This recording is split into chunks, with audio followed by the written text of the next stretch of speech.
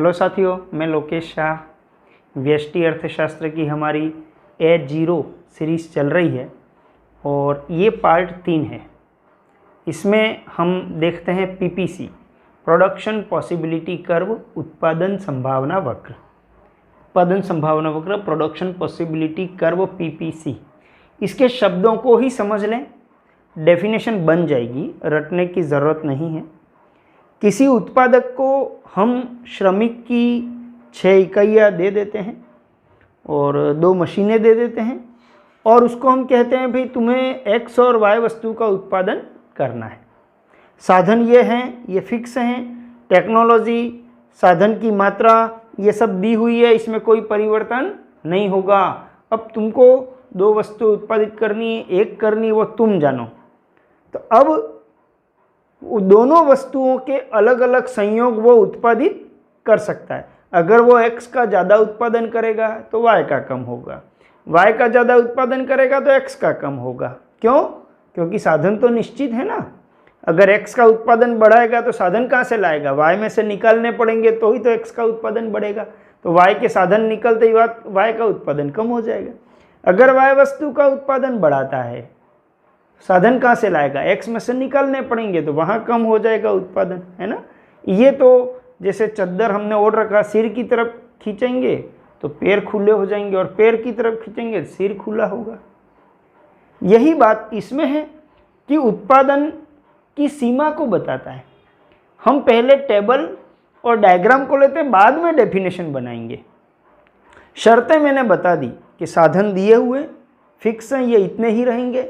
Technology दी हुई है और साधनों का पूरा उपयोग करना है। जितने हमने साधन दिए पूर्ण उपयोग होना चाहिए, पूर्ण रोजगार होना चाहिए, वो खाली नहीं बैठने चाहिए, ठीक है ना। अब इससे हमने एक काल्पनिक टेबल बनाई है, ABCDEF, ये 6 संयोग वो उत्पादित कर सकता है। X वस्तु 0 हो, मान लो कोई उत्पादन नहीं करे, X का सारे साधन Y पे लगा दे तो अधिकतम 15 इकाई का उत्पादन कर सकता है। अगर इसका 1 इकाई का उत्पादन होगा तो यहाँ 14। देखिए इधर 1-1 इकाई बढ़ती जा रही है, यहाँ पर इकाइयाँ कम होती जा रही हैं। अगर X की 5 इकाइयाँ उत्पादित करेगा तो Y की 0। इट मीन्स सारे साधन X में लग चुके हैं। अब हम इन संयोगों से एक डायग्राम शो करते हैं। यहाँ पर ये Y वस्तु यहाँ, X वस्तु यहाँ है, 1 2 3 4 5। यहाँ 5 पर तो ये F संयोग आ गया क्योंकि X की 5 इकाइयाँ और Y का 0 है। 0 15, यहाँ X की 0, Y की 15, ये A है। और ये 1 2 3 4 के सापेक्ष में जो भी Y की मात्राएं हैं उनको प्लॉट करते हुए एक कर्व हमने खींचा। इस शेप में हमको एक कर्व मिला, इस शेप में। अब ये बाउंड्री लाइन है, ये उत्पादन संभावना की सीमा है। इस सीमा रेखा से बाहर नहीं जा सकते। ये जितने संयोग हैं उनसे हमको ये एक कर्व मिला है। इनको सबको मिलाने से ये वक्र क्या बताता है? उत्पादन संभावना की सीमा बताता है। अब हम परिभाषा क्या बनाएंगे? PPC जो है वो 2 वस्तुओं के ऐसे विभिन्न संयोगों को व्यक्त करता है। PPC 2 वस्तुओं के ऐसे विभिन्न संयोगों को व्यक्त करता है जिन्हें उत्पादक दिए हुए साधनों और तकनीकी से उत्पादित कर सकता है, जबकि सभी साधनों का पूर्ण उपयोग हो रहा हो। PPC shows all possible combinations of 2 goods which can be produced by the producer with given technology and given resources when resources are fully utilized। सारे साधन पूर्ण रूप से उपयोग में आ गए हैं। अब इस PPC की डेफिनेशन हमने बना दी, रटने की जरूरत नहीं है। 2 वस्तुओं के विभिन्न संयोगों को बताता है जिन्हें उत्पादित किया जा सकता है। कब? जब दिए हुए साधनों और तकनीकी का पूर्ण उपयोग हो रहा हो। अब हम मान्यताएं ले लेते हैं। PPC का ढाल देखिए, ऋणात्मक ढाल है। ऋणात्मक में क्यों और ढाल निकलता कैसे? लंब बटा आधार, पहले भी बताया कि यहाँ पर अगर ये डेल्टा X बढ़ाना है तो डेल्टा Y को छोड़ना पड़ेगा। तो जो छोड़ा है वो ऊपर आ गया। लंब में तो ये डेल्टा Y ही है, तो ये डेल्टा Y और नीचे ये डेल्टा X है, आधार में डेल्टा X है। ढाल ऋणात्मक है, दिख रहा है। है ना। और अब हम मान्यताएं लेते हैं। मान्यताएं एक प्रकार से शर्तें हैं, है ना, ये लागू होंगी तो ही ये शेप और ये पीपीसी का अस्तित्व है। पहला है उत्पादन के साधन दिए हुए हैं, दूसरा है उत्पादन की तकनीकी दी हुई है और अपरिवर्तित रहती है, कोई चेंज नहीं होता, तीसरा है साधनों का पूर्ण उपयोग हो रहा है अर्थात पूर्ण रोजगार है, जितने साधन दिए हैं सबका पूरा उपयोग हो रहा है। अब हम बात करते हैं अवसर लागत, अपॉर्चुनिटी कॉस्ट। अवसर लागत, इसको हम बोलते हैं श्रेष्ठ वैकल्पिक लागत, नेक्स्ट बेस्ट अल्टरनेटिव कॉस्ट। इसको एग्जाम्पल से समझते हैं। एक लेबर को फर्म ए में 1000 रुपया प्रतिदिन की नौकरी उपलब्ध है, फर्म बी में उसी लेबर को 800 रुपये की नौकरी उपलब्ध है, फर्म सी में 600 रुपये की नौकरी प्रतिदिन के लिए उपलब्ध है। तो जो श्रमिक है वो कहाँ पर ज्वाइन करेगा? ए में। क्यों? क्योंकि उसको वहाँ 1000 मिल रहा है। अब ये पूछा जाए कि मान लो वो उसको ए को छोड़ना चाहे तो अगला बेस्ट विकल्प कौन सा है? 800 का, फर्म बी वाला, है ना। तो 1000 का यदि मैं जॉब छोड़ दूं तो उसका अगला विकल्प कौन सा है? 800। नेक्स्ट बेस्ट अल्टरनेटिव पूछा है। वैसे अल्टरनेटिव तो और थे उसके पास, 800 के बाद 700, 600 और विकल्प है, लेकिन बेस्ट अल्टरनेटिव कौन सा? 800। तो अवसर लागत का मतलब यहाँ हम बताना चाह रहे हैं कि यदि हम एक्स वस्तु का उत्पादन बढ़ाते हैं तो वाई वस्तु की मात्रा छोड़नी पड़ेगी। क्यों छोड़नी पड़ेगी? क्योंकि एक्स का उत्पादन बढ़ाने के लिए हम एक्स्ट्रा साधन कहाँ से लाएंगे? साधन हमको वाई में से निकालने पड़ेंगे। तो वाई में से श्रम पूंजी निकालेंगे तो वाई का उत्पादन कम हो जाएगा। तो एक्स का उत्पादन बढ़ाने के लिए वाई वस्तु की जो मात्रा छोड़ी जाती है उसे हम यहाँ अवसर लागत के रूप में परिभाषित करते हैं। ये जो टॉपिक है ये हमारा जो कॉस्ट वाला चैप्टर आएगा उसमें हम डिटेल में और पढ़ेंगे। नेक्स्ट अवसर लागत को हमने यहाँ डायग्राम से भी समझाया है। देखिए एक्स का ये उत्पादन अगर बढ़ाएं डेल्टा एक्स तो वाई का उत्पादन इतना कम हो रहा है, तो इसकी अवसर लागत किसकी? डेल्टा एक्स की, क्योंकि एक्स का उत्पादन बढ़ा है ना। तो डेल्टा एक्स की अवसर लागत क्या होगी? डेल्टा वाई, जिसका त्याग किया गया। एक वस्तु का उत्पादन बढ़ाने के लिए दूसरी वस्तु का जो त्याग किया जाता है उसी को हम यहाँ अवसर लागत कहेंगे, इस पीपीसी के रेफरेंस में, है ना। अभी लागत वाला चैप्टर पढ़ेंगे, उसका फिर एग्जाम्पल अलग हो जाएगा। अब हम बात करेंगे सीमांत अवसर लागत, मार्जिनल अपॉर्चुनिटी कॉस्ट, MOC। अवसर लागत में आप सीमांत शब्द लगा। सीमांत में मैंने शुरू में भी आपको कहा था कि सीमांत जहां भी आए वहां पर एक अतिरिक्त ये शब्द जुड़ जाएगा। जैसे यहाँ तो एक्स की मात्रा बढ़ाई वाई की छोड़ी, ऐसा बोला। अब मैं बोलूँ कि एक्स की प्रत्येक अतिरिक्त इकाई को बढ़ाने के लिए, या ये कहें कि एक वस्तु की प्रत्येक अतिरिक्त इकाई को बढ़ाने के लिए दूसरी वस्तु का मतलब वाई वस्तु का जिस दर से त्याग किया जाए, जिस दर से त्याग किया जाए उसको हम कहेंगे सीमांत अवसर लागत। इसको हम रूपांतरण की सीमांत दर, marginal rate of transformation, MRT भी कहते हैं। फिर से बता दूं एक बार, सीमांत अवसर लागत एक्स वस्तु की प्रत्येक अतिरिक्त इकाई को बढ़ाने पर वाई वस्तु का जिस दर से त्याग किया जा रहा है, देखिए ये गैप, देखिए गैप धीरे धीरे बड़ा होता जा रहा है। तो वाई वस्तु का जिस दर से त्याग किया जा रहा है उसे ही हम सीमांत अवसर लागत या MOC या MRT रूपांतरण की सीमांत दर कहते हैं। और ये पीपीसी की शेप मतलब उसकी जो आकृति है उसको निर्धारित करता है। अब MOC या MRT का फार्मूला क्या है? तो डेल्टा वाई बटा डेल्टा एक्स।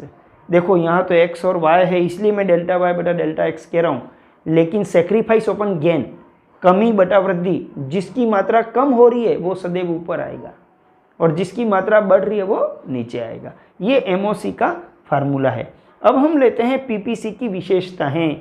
दो विशेषताएं हमको इसकी ध्यान रखनी है। पहला है पीपीसी का ढाल ऋणात्मक होता है। पूरी अर्थशास्त्र में हम ध्यान रखें, कोई भी ढाल ऋणात्मक है इसका मतलब एक चीज़ बढ़ रही है और दूसरी कम हो रही है। जैसे यहाँ पर एक्स वस्तु का उत्पादन बढ़ाते हैं तो वाई का उत्पादन कम हो जाता है, इसलिए ढाल ऋणात्मक है। अच्छा, कम क्यों हो जाता है? क्योंकि साधन दिए हुए हैं, तकनीकी दी हुई है। अगर हम उत्पादन बढ़ाएंगे तो लाएंगे कहाँ से साधन, हमको दूसरी वस्तु में से निकालने पड़ेंगे। इस कारण से ये ऋणात्मक ढाल है। दूसरा है पीपीसी मूल बिंदु की ओर नतोदर या अवनतोदर होता है। PPC is concave to origin. ये देखिए, ये चित्र है इसका, है ना, ये मूल बिंदु है। ये जो शेप है ना, ये शेप नतोदर शेप कहलाती है। हमने जैसे अनधिमान वक्र में पढ़ा था, उन्नतोदर होता है। अनधिमान वक्र कैसा होता है, ये आईसी। तो ये जो शेप है ये उन्नतोदर है, और ये जो शेप है ये नतोदर है। ये मूल बिंदु के प्रति नतोदर है। क्यों है, क्योंकि अब आप देखना, x की प्रत्येक अतिरिक्त इकाई को बढ़ाने पर y की जो मात्रा छोड़ी जा रही है ना, इसमें गैप देखिए आप। ये टेबल हमने यहाँ पर बनाई है। पहला संयोग 0.15, यहाँ कुछ भी नहीं छोड़ा, ये एमओसी डैश। दूसरे संयोग पे जाते हैं, 1 इकाई बढ़ाने पर कितनी इकाइयाँ छोड़ी, 1। तो कमी बटा वृद्धि, 1 की कमी हुई 1 की वृद्धि हुई इक्वल टू 1। तो यहाँ दर हो गई 1। फिर अगले पे गए, 1 बढ़ाने के लिए कितना छोड़ा, 2 बटा 1, ये 2 आ गया। फिर 1 इकाई बढ़ाने पर कितनी इकाई छोड़ी, 3 बटा 1, 3। फिर 4 इकाई छोड़ी तो यहाँ 4, फिर 5 इकाई छोड़ी तो यहाँ 5। तो एमओसी जो है ये बढ़ती हुई है। एमओसी बढ़ती हुई होने के कारण, या हम कहें एमआरटी बढ़ती हुई होने के कारण ये मूल बिंदु की ओर नतोदर होता है। ये बहुत इंपॉर्टेंट है, ये हमको ध्यान रखना है। कभी कभी न्यूमेरिकल दे दे और पीपीसी की शेप निर्धारित करो तो हम पहले एमओसी या एमआरटी निकालेंगे। यदि एमओसी बढ़ती हुई है तो मूल बिंदु की ओर नतोदर होगा। यदि एमओसी स्थिर है तो मूल बिंदु के प्रति हम देखें सीधी रेखा के रूप में होगा, ऋणात्मक ढाल वाली। और अगर एमओसी घटती हुई होती है तो ये मूल बिंदु के प्रति उन्नतोदर होगा। ये हम अभी टेबल बना के और इसके बाद में देखते हैं। यदि एमओसी स्थिर हो, सीमांत अवसर लागत स्थिर हो, यदि एमओसी घटती हुई हो तो पीपीसी का शेप कैसे होगा। अभी अपन ने देखा एमओसी बढ़ती हुई होती है, सीमांत अवसर लागत बढ़ती हुई होती है, इसलिए ये मूल बिंदु के प्रति नतोदर होते हैं, कॉन्केव होते हैं। अब अपन देख रहे हैं एमओसी यदि स्थिर हो, देखो यही टेबल ली है, इसमें गैप इक्वल कर दिया है। हर एक इकाई के लिए देखिए इसमें हर एक में 3 का गैप है, ये 3 आ गया। तो यहाँ पर एमओसी स्थिर हो गई ना। एमओसी स्थिर होने पर पीपीसी कैसी हो गई, सीधी रेखा हो गई, है ना, ऋणात्मक ढाल वाली सीधी रेखा। सीधी रेखा क्यों, क्योंकि स्लोप इक्वल है। अब देखिए, अब हम लेते हैं एमओसी घटती हुई हो। मान लो यही टेबल लिया हमने, अब इसका गैप देखिए, जैसे पहले 5 इकाई छोड़ी, फिर 4 इकाई, फिर 3 इकाई छोड़ी, और फिर 2 इकाई छोड़ी, और फिर 1 इकाई छोड़ी। एमओसी घटती हुई है। अगर घटती हुई होती है तो ये मूल बिंदु की ओर उन्नतोदर होता है, कॉन्वेक्स होता है, जैसे हमने इंडिफरेंस कर्व देखा है। इंडिफरेंस कर्व, अनधिमान वक्र, तटस्थता वक्र, वो उन्नतोदर होता है। क्यों, क्योंकि उसमें y को घटती दर से छोड़ा जाता है। तो यदि हमको ध्यान रखना, यदि एमओसी घटती हुई है तो उन्नतोदर होगा मूल बिंदु के प्रति। यदि एमओसी स्थिर है तो सीधी रेखा, और यदि एमओसी बढ़ती हुई है तो मूल बिंदु की ओर नतोदर के रूप में होगा। अब हम लेते हैं पीपीसी का शिफ्टिंग। शिफ्टिंग कब करेगा, जब हमारी मान्यताएं खंडित हो जाएं। जैसे हमने मान्यता में क्या माना था कि साधन दिए हुए और स्थिर है, तकनीकी दी हुई और स्थिर है। अगर इनमें परिवर्तन आएगा तो पीपीसी अपनी जगह छोड़ देगा, है ना। सबसे पहले हम लेते हैं यदि साधनों में वृद्धि हो जाए। यदि साधनों में वृद्धि हो जाए तो पीपीसी ऊपर की ओर, राइट साइड में, दाहिनी ओर पैरेलल शिफ्टिंग कर जाता है। ये हमको ध्यान रखना है। यदि साधनों में वृद्धि होती है तो क्योंकि दोनों वस्तुओं की उत्पादन क्षमता बढ़ जाती है तो पीपीसी ऊपर की तरफ दाहिनी ओर विवर्तित हो जाता है। यदि साधनों में कमी हो जाए तो दोनों वस्तुओं के लिए साधनों की उपलब्धता कम हो जाती है ना, पहले से कम उत्पादन कर पाते हैं तो पीपीसी अंदर की तरफ, ये दोनों वस्तुओं की उत्पादन क्षमता कम होने से अंदर की तरफ बाईं ओर विवर्तित हो जाता है। फिर हम लेते हैं यदि ये तो पैरेलल क्यों शिफ्ट कर रहा है, इसको शिफ्टिंग बोलते हैं जब पैरेलल खिसकता है तो, है ना। क्यों, क्योंकि साधन बढ़ रहे हैं या कम हो रहे हैं वो दोनों वस्तुओं के लिए। अब अपन ने कि एक्स वस्तु के लिए तकनीकी में सुधार हो जाए, टेक्नोलॉजी में ऐसा फेवरेबल चेंज आ जाए, एक्स के लिए फेवरेबल चेंजेस आ जाए, तो क्या होगा, एक्स का उत्पादन बढ़ेगा। तो ये पीपीसी केवल एक्स वस्तु की तरफ बाहर खिसक जाएगा, वाई पर कांस्टेंट रहेगा। यदि तकनीकी एक्स के अनफेवरेबल हो जाए, प्रतिकूल परिवर्तन आ जाए, तो ये अंदर की तरफ खिसक जाएगा, रोटेट हो जाएगा। अब हम लेते हैं वाई वस्तु के लिए तकनीकी में सुधार हो जाए, तो वाई वस्तु की तरफ उत्पादन बढ़ सकता है, इसलिए पीपीसी रोटेट करेगा बाहर की तरफ, केवल वाई एक्स पर कांस्टेंट रहेगा, ठीक है। यदि वाई के अनफेवरेबल चेंज हो जाए, वाई के प्रतिकूल अगर तकनीक हो जाए, तो ये पीपीसी यहां से अंदर आएगा और यहां कांस्टेंट रहेगा। जिस वस्तु के लिए तकनीकी बदलती है उसी अक्ष पर पीपीसी खिसकता है। यदि तकनीक में सुधार होता है तो बाहर की तरफ, और प्रतिकूल होता है तो अंदर की तरफ, और दूसरी वस्तु के वहां पर पीपीसी कांस्टेंट रहता है। अब हम देखते हैं पीपीसी पर विभिन्न स्थितियां, जैसे है कि पीपीसी जो है उसके अंदर का कोई भी पॉइंट हो, इस अंदर वाले एरिया में अगर कोई भी पॉइंट है, तो ये क्या बता रहा है कि हमने जो साधन दिए हैं उनका पूरा उपयोग नहीं हो रहा है, अल्प उपयोग हो रहा है, मतलब अल्प रोजगार, साधनों का अपूर्ण उपयोग या अल्प रोजगार। भाई यहाँ क्यों उत्पादन कर रहे हो, जब हमने आपको इतने श्रमिक और मशीन दी हुई है, तो खाली पड़ी हुई है मशीन, श्रमिक खाली बैठे हुए हैं, इसका मतलब पूरा उपयोग नहीं हो रहा। तो जब पीपीसी के अंदर अगर कोई भी पॉइंट है तो वो क्या बताता है, साधनों का अल्प उपयोग या साधनों का अपूर्ण रोजगार। और पीपीसी की जो बाउंड्री लाइन है ना, इस पर कोई सा भी बिंदु हो, क्या बताएगा, साधनों का पूर्ण उपयोग या पूर्ण रोजगार। और पीपीसी के बाहर, बाउंड्री लाइन के बाहर का कोई भी बिंदु क्या बताएगा, ये प्राप्त नहीं हो सकता है।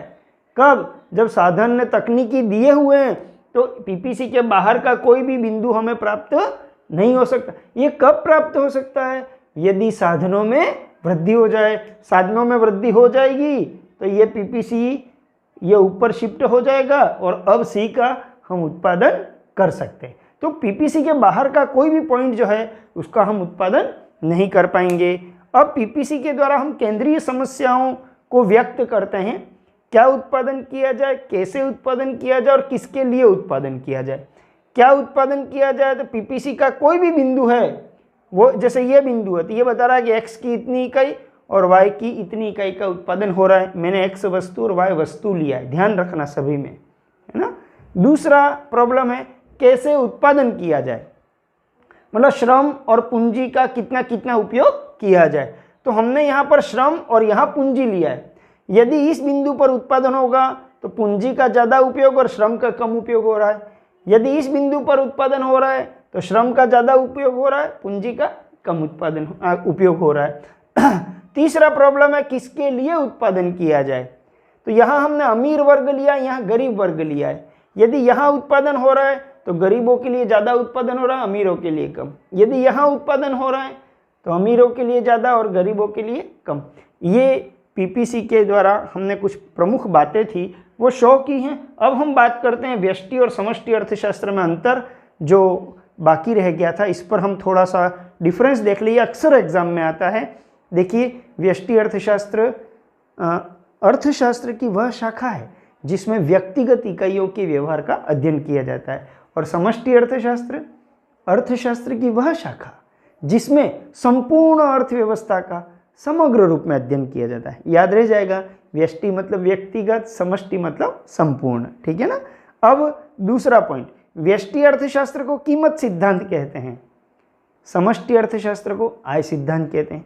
कीमत सिद्धांत क्यों कहते हैं, आय सिद्धांत क्यों कहते हैं, ये अगर प्रश्न आए तो तीसरा पॉइंट बन जाएगा। कीमत सिद्धांत क्यों कहते हैं, तो तीसरा पॉइंट होगा इसमें वस्तुओं की और सेवाओं की कीमत का निर्धारण होता है, इसलिए कीमत सिद्धांत कहते हैं। जैसे वस्तु की कीमत कितनी होगी, साधन की कीमत कितनी होगी, ये कहाँ तय होता है, ये व्यष्टि में तय होता है।